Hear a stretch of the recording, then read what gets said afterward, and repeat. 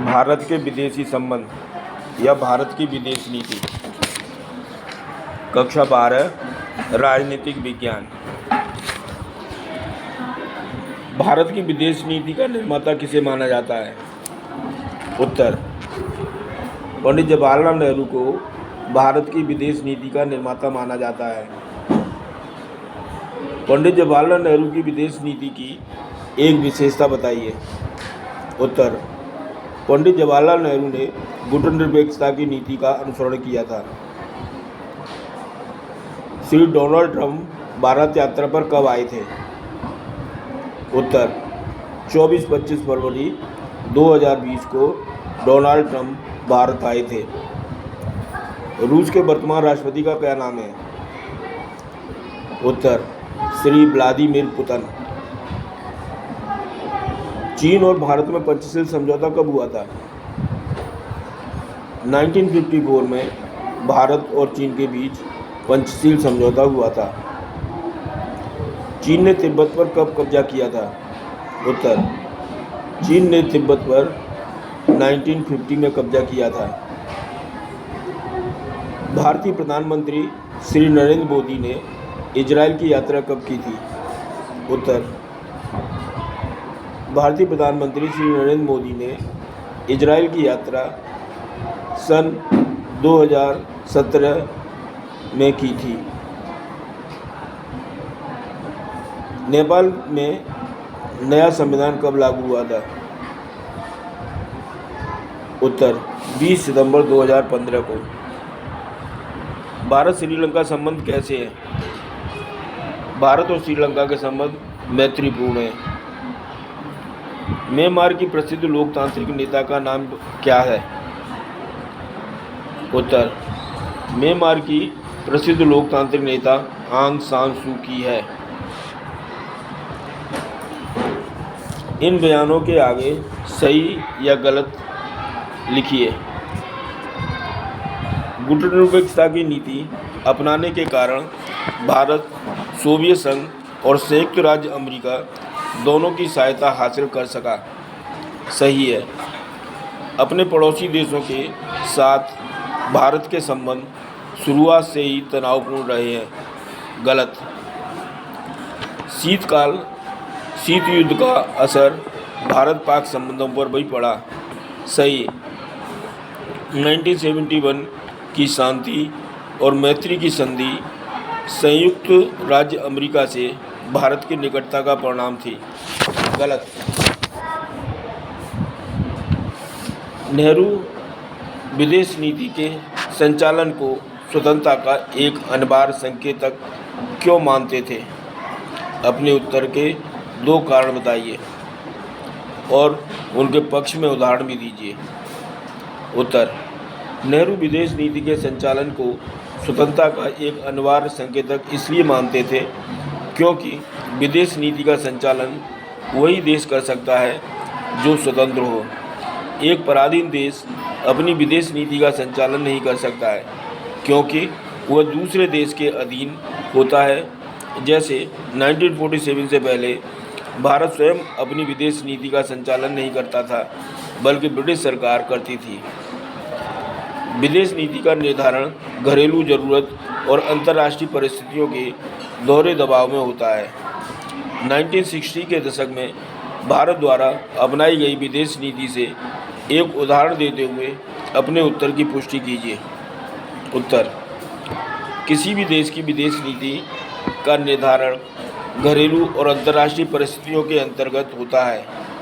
प्रत्येक राष्ट्र विदेश नीति बनाते समय अपनी घरेलू ज़रूरतें एवं अंतर्राष्ट्रीय परिस्थितियों को ध्यान में रखता है। उदाहरण के लिए भारत ने 1960 के दशक में जो विदेश नीति अपनाई उस पर चीन एवं पाकिस्तान के युद्ध, अकाल राजनीतिक परिस्थितियां तथा शीत युद्ध का प्रभाव स्पष्ट देखा जा सकता था। मना करें, जाओ यहाँ से। प्रश्न, अगर आपको भारत की विदेश नीति के बारे में फैसला लेने का कहा जाए तो आप इसकी किन 2 बातों का बदलना चाहेंगे? ठीक इसी तरह यह भी बताएं कि भारत की विदेश नीति के किन दो पहलुओं को आप बरकरार रखेंगे। अपने उत्तर के समर्थन में तर्क दीजिए। उत्तर: भारत की विदेश नीति में चीन एवं पाकिस्तान के साथ जिस प्रकार की नीति अपनाई जा रही है उसमें बदलाव की आवश्यकता है, क्योंकि उसमें वांछित परिणाम नहीं मिल पा रहे हैं। इसी प्रकार वर्तमान समय में भारत को शीत युद्ध से अलग होकर अपनी विदेश नीति बनानी चाहिए, क्योंकि वर्तमान परिस्थितियों में शीत युद्ध का अब कोई अस्तित्व नहीं रह गया है। जहाँ तक विदेश नीति के दो पहलुओं को बरकरार रखने की बात है, तो प्रथम गुटनिरपेक्षता के अस्तित्व को बनाए रखना चाहिए, क्योंकि यह भारत की विदेश नीति का मूल आधार है। और दूसरा, भारत को संयुक्त राष्ट्र के साथ सहयोग जारी रखना चाहिए, क्योंकि इससे अंतर्राष्ट्रीय शांति एवं सुरक्षा को बढ़ावा मिलता है। निम्नलिखित पर संक्षिप्त टिप्पणी लिखिए। भारत की परमाणु नीति और विदेश नीति के मामलों पर सर्वसहमति। भारत की परमाणु नीति। भारत की विदेश नीति के मामलों पर सर्वसहमति। विदेश नीति के मामलों में सर्वसहमति आवश्यक है, क्योंकि यदि एक देश की विदेश नीति के मामलों में सर्वसहमति नहीं होगी तो वह देश अंतर्राष्ट्रीय मंचों पर अपना पक्ष प्रभावशाली ढंग से नहीं रख पाएगा। भारत की विदेश नीति के महत्वपूर्ण बिंदुओं जैसे गुटनिरपेक्षता, साम्राज्यवाद एवं उपनिवेशवाद का विरोध, दूसरे देशों से मित्रतापूर्ण संबंध बनाना तथा अंतर्राष्ट्रीय शांति एवं सुरक्षा को बढ़ावा देना इत्यादि पर सदैव सर्वसहमति रही है।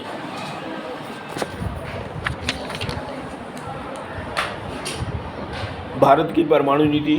भारत की परमाणु नीति में भारत का जो परमाणु कार्यक्रम है वो शांति के लिए है और अपने विकास के लिए।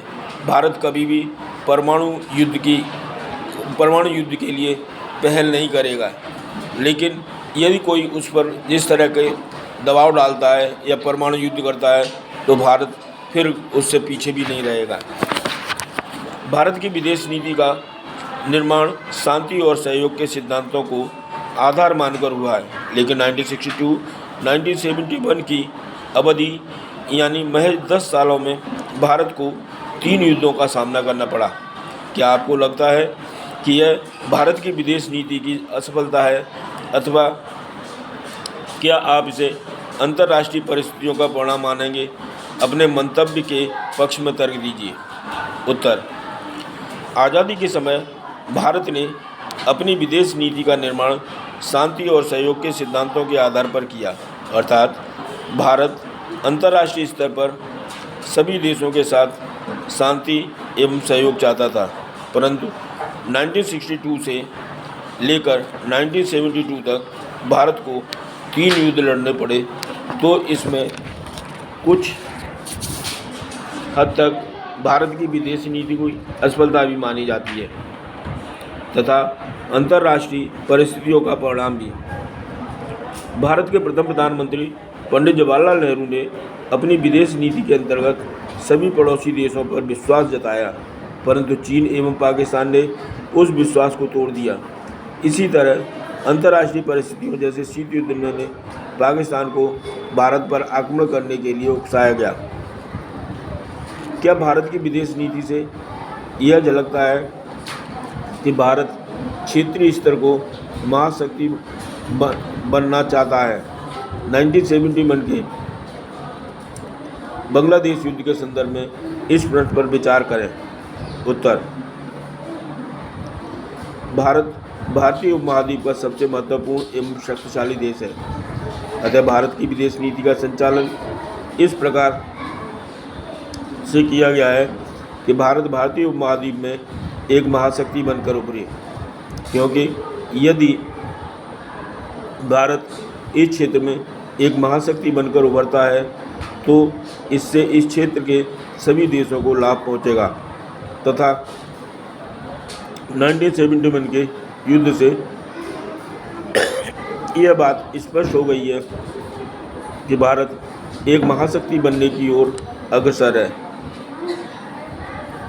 किसी राष्ट्र का राजनीतिक नेतृत्व किस तरह उस राष्ट्र की विदेश नीति पर असर डालता है। भारत की विदेश नीति के उदाहरण देते हुए इस प्रश्न पर विचार कीजिए, अथवा किसी राष्ट्र का राजनीतिक नेतृत्व किस तरह उस राष्ट्र की विदेश नीति को प्रभावित करता है।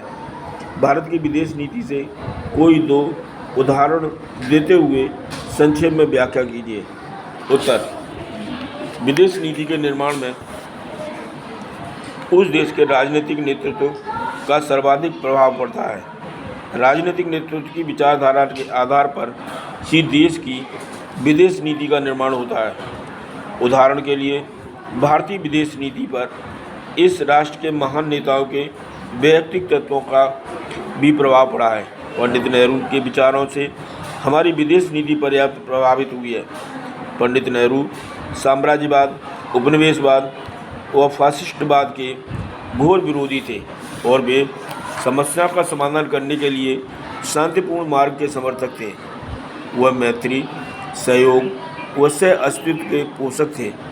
साथ ही अन्याय का विरोध करने के लिए शक्ति प्रयोग के समर्थक थे। पंडित नेहरू ने अपने विचारों द्वारा हमारी विदेश नीति के ढांचे को ढाला है। पर्रिकर जैसे महान नेताओं ने के विचारों ने भी हमारी विदेश नीति को प्रभावित किया है। स्वर्गीय शास्त्री जी व भूतपूर्व प्रधानमंत्री श्रीमती इंदिरा गांधी के काल में हमने अपनी विदेश नीति के मूल तत्वों को कायम रखते हुए इसमें व्यवहारिक तत्वों का भी प्रयोग किया है। विदेश नीति क्या होती है? प्रत्येक देश दूसरे देश के साथ संबंधों की स्थापना में एक विशेष प्रकार की नीति का प्रयोग करता है, जिसे विदेश नीति कहा जाता है। भारत की विदेश नीति का संवैधानिक आधार लिखिए। उत्तर: अनुच्छेद 51 के अनुसार राज्य को अंतर्राष्ट्रीय झगड़ों को निपटाने के लिए मध्यस्थ का रास्ता अपनाने संबंधी निर्देश दिए गए हैं। भारत की विदेश नीति के कोई दो उद्देश्य लिखिए। उत्तर: क्षेत्रीय अखंडता की रक्षा करना। नंबर 2, अंतर्राष्ट्रीय शांति और सुरक्षा कायम रखना और इसे प्रोत्साहन देना। भारत एवं पाकिस्तान के बीच सिंधु नदी जल विवाद किसकी मध्यस्थता से सुलझाया गया था? उत्तर: भारत एवं पाकिस्तान के बीच सिंधु नदी जल विवाद विश्व बैंक की मध्यस्थता से सुलझाया गया था। गुटनिरपेक्षता की रणनीति के माध्यम से जवाहरलाल नेहरू किन दो लक्ष्यों को प्राप्त कर लेना चाहते थे? उत्तर: कठिन संघर्ष से प्राप्त संप्रभुता को बचाए रखना और नंबर 2, क्षेत्रीय अखंडता को बनाए रखना। भारत ने पहला परमाणु विस्फोट कब किया था? उत्तर: भारत ने पहला परमाणु विस्फोट 1974 में किया था। भारत ने द्वितीय परमाणु विस्फोट कब किया था? उत्तर: भारत ने द्वितीय परमाणु विस्फोट 1998 में किया था। दलाई लामा कौन है? उत्तर: दलाई लामा तिब्बत के प्रसिद्ध धार्मिक नेता हैं। इन्होंने भारत में राजनीतिक शरण ले रखी है। एनपीटी तथा सीटीबीटी का विस्तृत रूप लिखिए। एनपीटी: परमाणु अस्त्र अप्रसार संधि, nuclear non proliferation treaty. CTBT: व्यापक परीक्षण निषेध संधि, comprehensive test ban treaty. Bharat NATO अथवा सीटो का सदस्य क्यों नहीं बना? उत्तर: भारत गुटनिरपेक्षता में विश्वास रखता है तथा सैनिक गठबंधनों से दूर रहना चाहता है, इसलिए भारत नाटो तथा सीटो का सदस्य नहीं बना। पंचशील का अर्थ बताइए। उत्तर: पंचशील का साधारण अर्थ 5 सिद्धांत हैं। अप्रैल 1954 में भारत तथा चीन के मध्य एक व्यापारिक समझौता हुआ था। इस व्यापारिक समझौते की प्रस्तावना में 5 सिद्धांत दिए गए थे, जिनको सामूहिक रूप से पंचशील कहा जाता है। पंचशील का सिद्धांत कहा जाता है। भारतीय विदेश नीति के किन्हीं 2 सिद्धांतों का उल्लेख कीजिए। उत्तर: गुटनिरपेक्षता तथा साम्राज्यवाद एवं उपनिवेशवाद का विरोध। भारत की प्रभुसत्ता संपन्न देश को सम्मान देने की नीति को राज्य के नीति निर्देशक सिद्धांतों में कैसे स्थान मिला? उत्तर, भारत का उदय एक स्वतंत्र राष्ट्र के रूप में सन 1947 में हुआ। तब विश्व युद्ध तथा शीत युद्ध से दुनिया ग्रस्त थी। इसलिए भारत ने संप्रभुता का सम्मान करने एवं शांति कायम करने पर बल दिया तथा इन सिद्धांतों को राज्य नीति निर्देशक सिद्धांतों में स्थान दिया। शीत युद्ध काल के दौरान भारत की सोवियत संघ के साथ आर्थिक दोस्ती का कोई एक उदाहरण उजागर कीजिए। उत्तर, शीत युद्ध काल के दौरान सोवियत संघ ने भारत की लगातार सैनिक, आर्थिक एवं राजनीतिक मदद की थी। मई 1947 में भारत द्वारा प्रथम परमाणु विस्फोट करने के कारण को उजागर कीजिए। उत्तर, मई 1947 में भारत द्वारा प्रथम परमाणु विस्फोट के विकास के लिए शांतिपूर्ण ढंग से परमाणु ऊर्जा प्राप्त करने के लिए किया गया था। भारत ने परमाणु अप्रसार संधि (NPT) पर हस्ताक्षर करने से इनकार क्यों किया था? उत्तर, भारत दोनों ही संधियों को भेदभावपूर्ण मानता है, इसलिए इन पर हस्ताक्षर उसने नहीं किए थे। कारगिल संघर्ष के समय विश्व का ध्यान आकर्षित होने का मुख्य कारण क्या था? उत्तर, कारगिल संघर्ष के समय विश्व का ध्यान इसलिए आकर्षित हुआ क्योंकि दोनों देशों भारत एवं पाकिस्तान के पास परमाणु हथियार हैं, खाली स्थान भर हैं। विश्व का सर्वाधिक शक्तिशाली देश खाली जगह है। विश्व का सर्वाधिक शक्तिशाली देश अमेरिका है। निम्नलिखित कथन को सही करके लिखिए। रूस के वर्तमान राष्ट्रपति श्री बोरिस जॉनसन हैं। उत्तर, रूस के वर्तमान राष्ट्रपति श्री व्लादिमीर पुतिन हैं। कथन को पूर्ण करें। भारत इजराइल के संबंध बहुत खाली जगह। उत्तर, भारत इजराइल के संबंध बहुत अच्छे हैं। यह कथन किसका है कि भूटान अथवा नेपाल पर कोई भी आक्रमण भारत पर आक्रमण माना जाएगा? उत्तर, यह कथन पंडित जवाहरलाल नेहरू का है। सही उत्तर का चयन करें। भारत चीन युद्ध 1962 से संबंधित निम्नलिखित में से कौन सा कथन सही है? चीन नियंत्रण रेखा को पार नहीं कर सका। संघर्ष के दौरान सोवियत संघ तटस्थ बना रहा। सोवियत संघ ने भारत के विरुद्ध चीन को सहायता दी। चीन ने अपनी सेनाओं को पहले वाली स्थिति में वापस नहीं बुलाया। उत्तर, संघर्ष के दौरान सोवियत संघ तटस्थ बना रहा।